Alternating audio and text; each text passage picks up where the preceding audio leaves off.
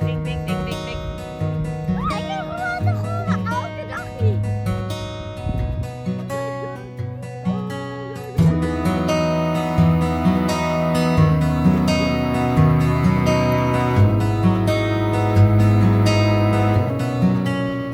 Would you still say yes if the Father asked you to leave everything behind, to walk away from the life you've spent years building, and trust Him with whatever comes next?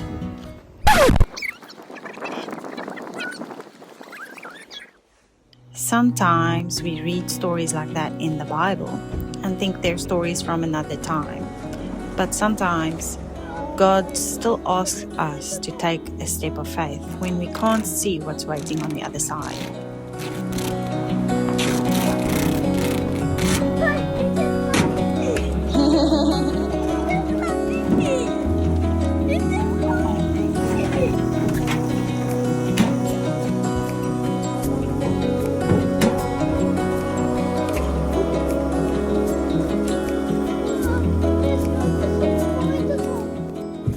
This is our story. About a year ago, the Father began speaking to my husband's heart about moving back to South Africa, our home. The timing honestly didn't make much sense. We were already knee-deep in the process of moving to Australia. We'd applied for our visas, we'd made plans, and we were simply waiting for them to be approved. And I was very much against the idea of moving back, mostly because I was afraid of how it would affect our children, afraid of leaving behind the life we'd spent 7 years building in Norway, and afraid of starting over. But I told my husband I would pray about it. And so I did. Every morning I asked the Father for clarity. If this is really you, please show me. Then, just before Easter, I woke up during the night thinking about Jesus, about the cross, about everything He willingly gave up for us. And I felt the Holy Spirit ask me, how can you doubt me after everything I've sacrificed for you? That question shook me. The next morning, I opened my Bible and found myself reading Jeremiah 31, where God speaks about His people returning to their own land. And there it was. Your children will return to their own land. It felt incredibly personal. I still had so many questions. What about our safety? What about the children? Would we really be okay? And again, God met me through His Word. In Isaiah 43 and 44, He reminded me not to be afraid. He spoke about His presence, His provision, and His blessing over our children. And slowly, my fear began to give way to surrender. We didn't have all the answers, but we knew what we had been asked to do. So we said yes. And once our hearts were surrendered, it was almost like a giant snowball. Everything just started falling into place. God began working behind the scenes, opening doors and giving us favor in places we couldn't have arranged ourselves.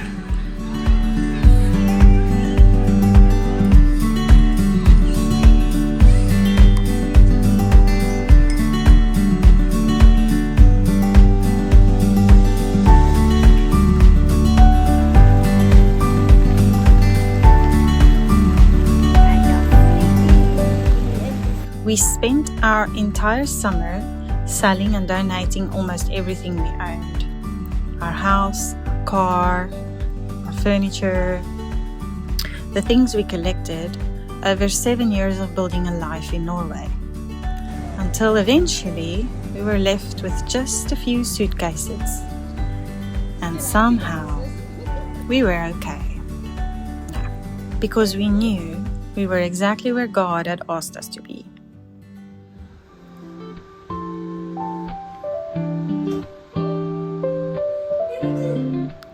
And this is where this painting comes in. As I began painting this bouquet, I kept thinking about what it means to bloom in His presence. The protea became especially meaningful to me.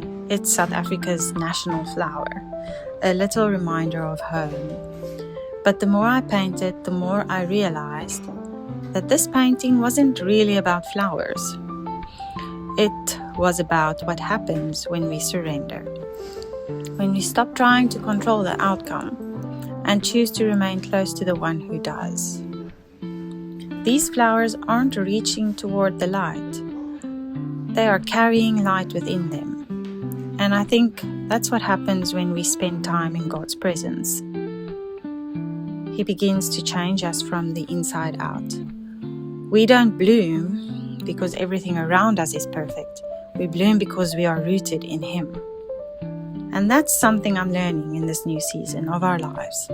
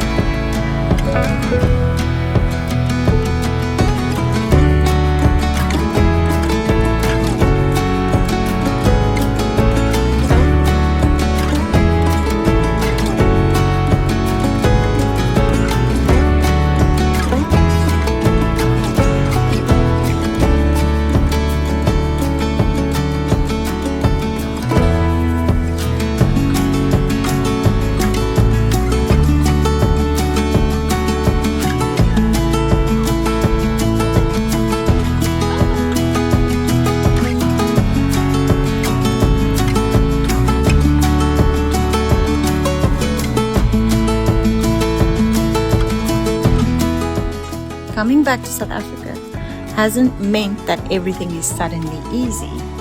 We're rebuilding, we're starting over, but we have a completely different perspective on what it means to have a home. We appreciate the things we once overlooked: sunshine, speaking our own language, having family nearby, our children growing up surrounded by grandparents, uncles, aunts, and cousins.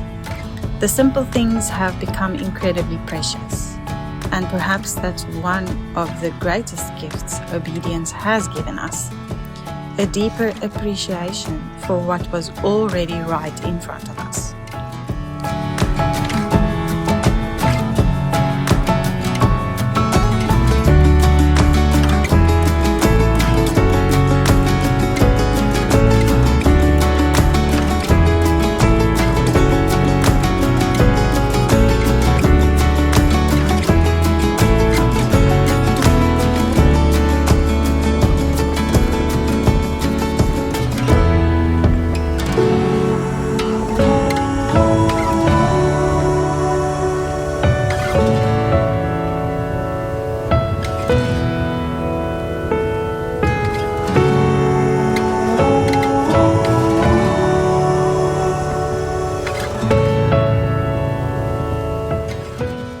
This painting will eventually be donated to a local church, and I love that. Because this painting, like everything in our lives, was never really ours to begin with.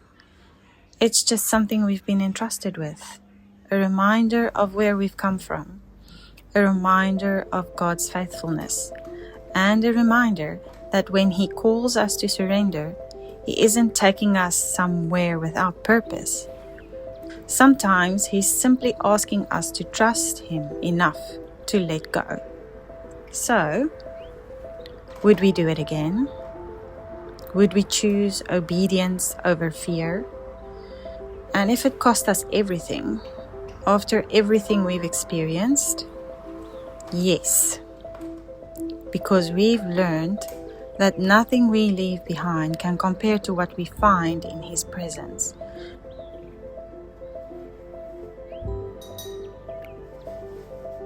And when we're planted in Him, we can bloom wherever He leads us.